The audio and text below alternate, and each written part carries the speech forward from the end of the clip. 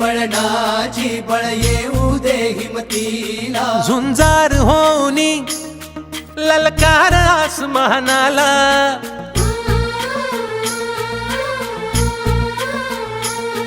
लावून कपाळी माती घे पक्ष तिच्या पाठी हुंकार भरारीसाठी पेटू दे मनाच्या वाती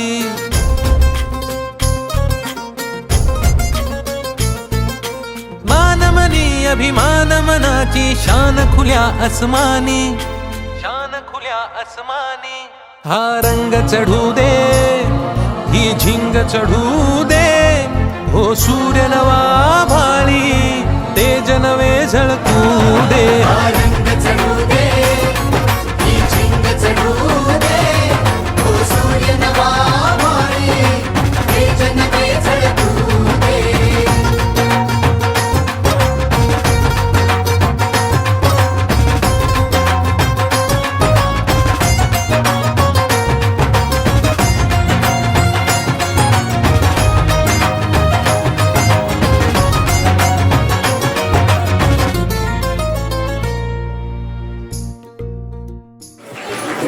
यानंतर आपल्या कार्यक्रमाचे प्रमुख अतिथी पुणे जिल्ह्याचे शिक्षण अधिकारी आदरणीय नाईकडे सर या ठिकाणी आपले विचार व्यक्त करतात.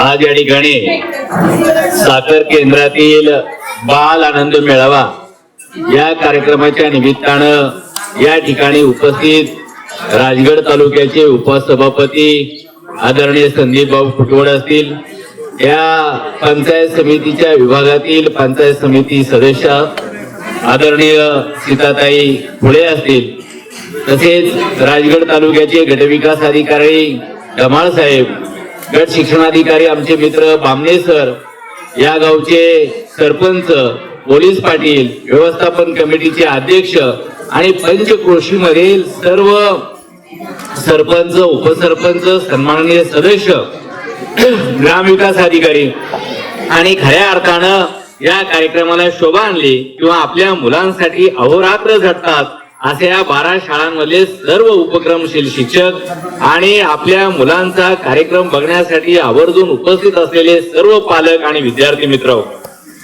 खऱ्या अर्थानं सर्वप्रथम मी राजगड तालुक्याचे सर्व लोकप्रतिनिधी किंवा अधिकारी आणि शिक्षकांना मनापासून धन्यवाद देतो. कारण जिल्ह्यामधल्या केंद्रातल्या सर्व मुलांना एकत्र आणून बाल आनंद मेळावा साजरा करणारा तुमचा पहिला तालुका आहे. आणि मला याचं विशेष वाटलं की आज आपण जर पाहिलं ग्रामीण भागामध्ये 2 पट आहे, 4 पट आहे, 5 पट आहे, 8 पट आहे. म्हणजे ग्रामीण भागामध्ये दुर्गम भाग आहे, लोकांचं स्थलांतर झालेलं आहे आणि त्यामुळं पटसंख्या ही कमी होत चाललेली आहे. आणि ज्या ठिकाणी 2 विद्यार्थी आहेत त्या ठिकाणी कबड्डी होत नाही, खो खो नाही, सांस्कृतिक कार्यक्रम नाही, लेझिम नाही. आणि मग अशा वेळी ही सगळी मुलं एकत्र आल्यानंतर हे यांच्या मित्रांमध्ये रमतात, खेळ खेळतात, गाणी म्हणतात, जादूचे प्रयोग करतात आणि मस्त स्नेहभोजन करतात. आणि असा आनंद मेळावा हा खूप स्तुत्य असा उपक्रम तुम्ही राजगड तालुक्याच्या शिक्षण विभागानं आयोजित केला आणि एक प्रकारे जिल्ह्याला दिशा देण्याचं काम केलेलं आहे. खऱ्या अर्थानं सरपंच साहेबांनी सांगितलं आणि मी पण पाहतो, मी जिल्हा परिषदेला शिक्षणाधिकारी म्हणून काम करतो. या तालुक्याचे गटविकास अधिकारी धमाळ साहेबांनी जेव्हा या ठिकाणी पदभार घेतला आणि इथल्या समाज विकासाला, आरोग्य विकासाला आणि शिक्षण विकासाला चालना दिली. आणि म्हणून आज आपली ग्रामपंचायतीची घोडदौड असेल, शाळांची घोडदौड असेल ती आपल्याला पाहायला मिळते. सरपंचांनी सांगितलं का पूर्वी वेल्ह्यात जायचं म्हणजे सगळे शिक्षा करणारे, मग त्याच्यामध्ये ग्रामसेवक असेल, आरोग्य सेवक असेल, शिक्षक असेल, जे जे कुठे अडचणीत आले त्याला शिक्षा म्हणून वेल्हा तालुका द्यायचा.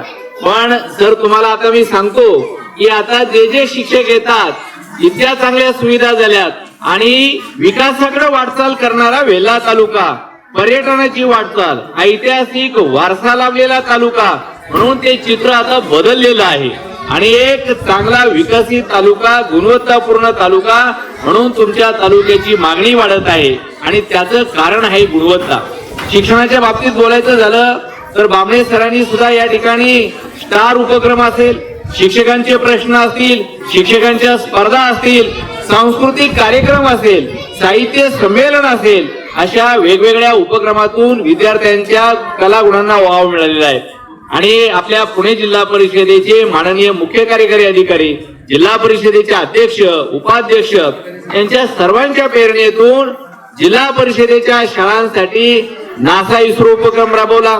आपली मुलं राष्ट्रपती भवन दिल्लीला जाऊन आली, मुंबईला राजभवनामध्ये जाऊन राज्यपालांना भेटून आली, बेंगलोरला जाऊन तिथल्या संशोधन पद्धती, विमान निर्मिती असेल, उपग्रह निर्मिती आली ते पाहून आले. एनडीए सारख्या जिथं सैन्यांची निर्मिती केली जाते, लेफ्टनंट जनरल घडवले जातात, अशा ठिकाणी आपल्या गोरगरीब विद्यार्थ्यांना पाहण्याची संधी मिळाली. आणि हे सगळं काम करत असताना जिल्हा परिषदेच्या शिक्षकांची एवढी मेहनत आहे, एवढं काम करतात जिल्हा परिषदेचे शिक्षक, त्याच्यामुळे शिष्यवृत्तीला राज्यात पुणे जिल्हा पहिला आहे. राज्यात पाठीमाग टॉपचा निकाल लागला, राज्यात पुणे जिल्हा पहिला आला. त्याच्यानंतर नवोदयचा निकाल लागला, पुणे जिल्हा नवोदय मध्ये पहिला आला. विज्ञान प्रदर्शन झालं, त्याच्यामध्ये पुणे जिल्हा पहिला आला. महाराष्ट्र निपुणचा निकाल लागला, त्याच्यामध्ये पुणे जिल्हा पहिला आला. आणि एवढंच नव्हे, या पुणे जिल्ह्यामध्ये तुमच्या वेल्हे तालुक्याने सुद्धा खूप चांगली कामगिरी केली. मग तुमच्या तालुक्यातली ही गुंजवणे शाळा असेल, बाब्याची शाळा असेल, पानशेतची शाळा असेल, अशा वेगवेगळ्या शाळांनी चांगलं काम केलं. आणि जिल्ह्याच्या क्रीडा स्पर्धा असतील, स्पर्धा परीक्षा असतील, याच्यामध्ये तुमचे विद्यार्थी चमकले. आणि म्हणून मी वेल्हे तालुक्यातल्या गट शिक्षणाधिकारी, विस्तार अधिकारी, केंद्र प्रमुख आणि सर्व शिक्षकांचं मनापासून अभिनंदन करतो. खर तर मला एक गोष्ट आवर्जून सांगायची आहे की कोणताही विकास हा त्या गावात, त्या भागातले लोकप्रतिनिधी, त्या गावातले सरपंच, शिक्षक आणि पालक यांनी जर एकत्र आलं तर निश्चितपणे चांगली दिशा मिळते. या ठिकाणी सरपंच साहेबांनी जो उपक्रम सांगितला तो खर तर आम्ही ऐकून होतो. आज पालकांनी ही चिमुकली मुलं हे तुमचं दैवत आहे. या विद्यार्थ्यांसारखा दुसरा कोणताही देव नाही आणि शाळेसारखं दुसरं कोणतंही चांगलं मंदिर नाही. म्हणून हे विद्यार्थी तुमचा देव आहे. आणि म्हणून सरपंचांनी सांगितलं का या देवासाठी आम्ही भोंगा उपक्रम चालू केलाय. आणि मुलांना संस्कार लागण्याचं हेच वय आहे. या वयामध्ये शिक्षकांनी आणि आई वडिलांनी मुलांकडे लक्ष दिलं पाहिजे. रोज आपल्या मुलांसाठी वेळ काढला पाहिजे. आणि वेल्हे तालुक्यातल्या दुर्गम भागातल्या गुंजवणे गावाने हा आदर्श घालून दिला की भोंगा वाजल्यानंतर दुकानावर गोळी सुद्धा त्या विद्यार्थ्याला दिली जात नाही. सरपंच साहेब, हा सगळा उपक्रम मी जिल्ह्यातल्या सगळ्या लोकांना आव्हान करणार आहे आणि गुंजवणे गावाचा आदर्श घेऊन हा उपक्रम जिल्ह्यात राबवण्याचं मी सांगणार आहे की आपली पिढी घडली पाहिजे. आणि या वयामध्ये ग्रामस्थ आणि पालकांनी लक्ष दिलं पाहिजे. या वयामध्ये जर मुलं बिघडली तर पुढं त्यांना सावरणं फार अवघड असतं. दुसरी गोष्ट मी आई वडिलांसाठी सांगणार आहे. मला आज या ठिकाणी फार आनंद आहे की बऱ्याच मुलांच्या आई या ठिकाणी उपस्थित आहे. बऱ्याच वेळा जिल्हा परिषदेच्या शाळेत आईला वडिलांना बोलवलं तर ते येत नाहीत, त्यांना काम आहे. आणि बऱ्याच गावांमध्ये मला असं दिसतं की मंदिराला 20 लाख खर्च, सप्त्याला पंगत, बीज, तुकाराम बीज, वारकरी आणि शाळेला काही दिलं जात नाही. पण या ठिकाणी चित्र मला उलट दिसतंय की तुम्ही सगळे पालक आवर्जून उपस्थित आहात की आपल्या मुलांसाठी तुम्ही वेळ दिला पाहिजे. पालकां जसं शिक्षकांची जबाबदारी आहे तशी आई वडिलांची पण जबाबदारी आहे. आपण मालिका टीव्हीला 1-1 तास बसतो, गप्पा मारायला वेळ जातो किंवा इतर ठिकाणी जातो. म्हणून आई वडिलांनी आपल्या मुलांसाठी वेळ रोज 1 तास दिला पाहिजे. जर आपल्या मुलांना वेळ दिला तर ते या तुमचं कुटुंबाचं नाव उज्ज्वल करतील. आणि त्यामुळं ही सर्व गोष्ट पालकांनी लक्षात घ्या. या ठिकाणी फुटवळ साहेबांनी जी गोष्ट सांगितली आम्हाला याची जाणीव आहे. त्या जिल्ह्यामध्ये 600 शिक्षक रिक्त आहेत जागा.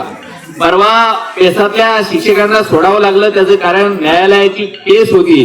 पण तुम्हाला सांगतो या जून मध्ये आता भरती प्रक्रिया शिक्षकांची चालू झाली पवित्र पोर्टलला. या जून मध्ये सर तुम्हाला 100% शिक्षक येतील याची मी ग्वाही देतो. आणि वेल्हे तालुक्यातल्या सगळ्या जागा भरल्या जातील. दुसरी गोष्ट, या ठिकाणी कांबळे गुरुजींनी ही जी शाळा केलेली आहे त्याला 10-15 वर्षाचा इतिहास आहे. मी जेव्हा 2017 साली खेडला गट शिक्षणाधिकारी होतो त्यावेळी मी कांबळे गुरुजींची त्यांची उपक्रमशीलता पाहून होतो आणि खेड तालुक्यातले 50 शिक्षक घेऊन मी शाळा दाखवली 10 वर्षापूर्वी आणि इतर शाळा दाखवून आम्ही राजगडचा किल्ला केला. अशा कांबळे सरांसारखे गुरुजी किंवा साखर केंद्रातल्या सर्व शिक्षकांसारखे उपक्रमशील शिक्षकांपासून प्रेरणा घेऊन इतर शिक्षकांनी काम केलं तर समाजामध्ये आपली प्रतिष्ठा निर्माण होते. कारण शिक्षकासारखा मान सन्मान कोणालाही मिळत नाही. म्हणून तुम्ही सर्व शिक्षक चांगलं काम करत आहात, यापुढेही चांगलं काम करत राहा. कारण या विद्यार्थ्यांसारखी दुसरी सेवा कुठलीच नाही. म्हणून service of the man is the service of the God. म्हणजे मनुष्याची सेवा हीच परमेश्वराची सेवा आहे.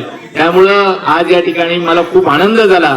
तुमच्या या भागातले जे उपक्रम आहेत, हा बाल आनंद मेळाव्याचा उपक्रम दुर्गम भागात राबवणे, भोंग्यासारखा उपक्रम राबवणे, तुमच्या शिवसृष्टीचा उपक्रम राबवणे, आयुर्वेदिक परसबाग प्रत्येक शाळेमध्ये निर्माण करणे, यासारखे चांगले उपक्रम वेल्ह्याचे उपसभापती साहेब घेऊन आम्ही बाकीच्या जिल्ह्यांमध्ये घेऊ आणि तुमचा आदर्श सांगू. आणि पुन्हा एकदा सर्व बीडीओ साहेब, गट शिक्षणाधिकारी, सभापती महोदय आणि सर्व शिक्षकांचं पालकांचं मनापासून अभिनंदन करतो. आणि आपल्याला लोकसहभागाची ज्याला गरज लागते त्याच्यामध्ये रोटरी क्लब असेल, पुणावाला क्लब असेल, संपर्क फाउंडेशन असेल, यांच्या माध्यमातून आपल्या शाळांना खूप चांगली मदत होते. त्यांचाही मी मनापासून आभार व्यक्त करतो. धन्यवाद. भारत माता की भारत माता की वंदे वंदे